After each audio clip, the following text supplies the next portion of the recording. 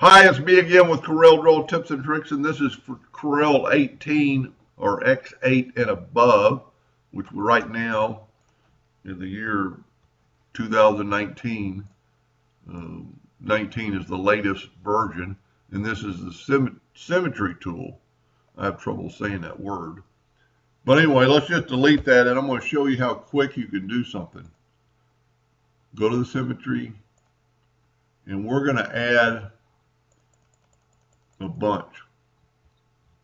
We're going to add 9 spots. I'm going to take my ellipse tool and just hold down and make circles. Now some of them are overlapping and some of them aren't because of the fact that the way I drew it.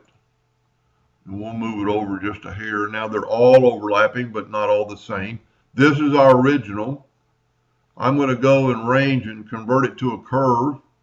Then I'm going to take my shape tool and I'm going to move. This works like the clone tool. Then go finish, break link, arrange, ungroup, and in that quick you made a flower, let's say.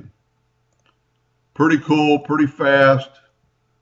It's like the clone tool, but I think a lot faster. You don't have to rotate it. You don't have to do anything. The tool does it on itself. That could be a sun, and you've already broken it apart, so you can't change it. But while you're working on it, I could have changed anything. We'll just back up till we get that window and take our shape tool again, and let's see if we can add a node and add a little bit more detail to it. And you can just see there's endless possibilities what you could do with it. Of course, I'm just not doing very good right now, but you can see what I'm talking about. You could make some strange looking objects, really play around with it quite a bit, and weld all that together.